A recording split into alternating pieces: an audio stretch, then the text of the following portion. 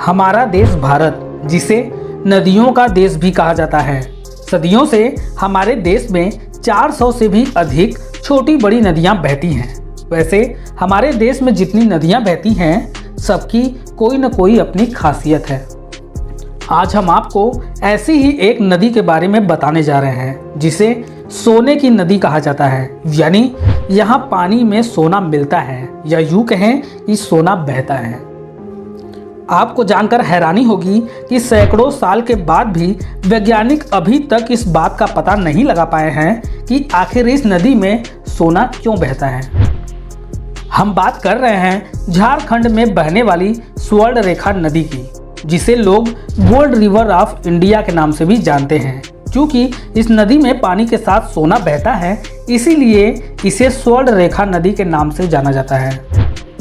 झारखंड में कई जगहें ऐसी भी हैं जहां के निवासी नदी में सुबह सुबह जाते हैं और दिन भर रेत छानकर सोने के कणों को इकट्ठा करते हैं। इस काम में आदिवासियों की कई पीढ़ियां लगी हुई हैं।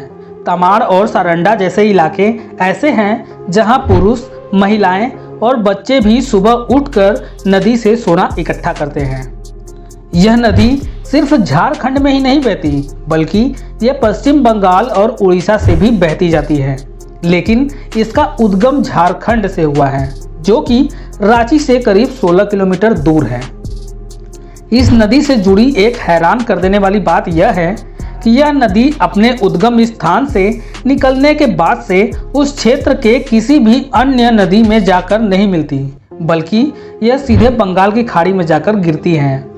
स्वर्ण रेखा की एक सहायक नदी करकरी की रेत में भी सोने के कण देखने को मिलते हैं, जबकि कुछ लोगों का ये मानना है कि स्वर्ण रेखा नदी में जो सोने के कण मिलते हैं वो करकरी नदी से ही बह कर आते हैं।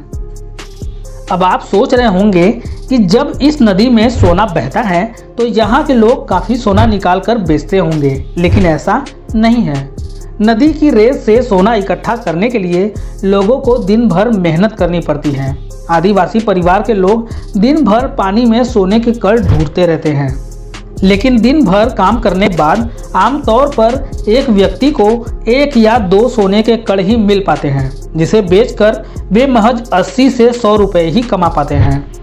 इस तरह से वहाँ के लोग सोने के कण को बेचकर एक व्यक्ति औसतन महीने में 5 से 8 हज़ार रुपये तक ही कमाता है। तो गाइस, आज के लिए बस इतना ही। अगर वीडियो आपको अच्छी लगी हो तो इसे लाइक और चैनल को सब्सक्राइब जरूर कीजिएगा।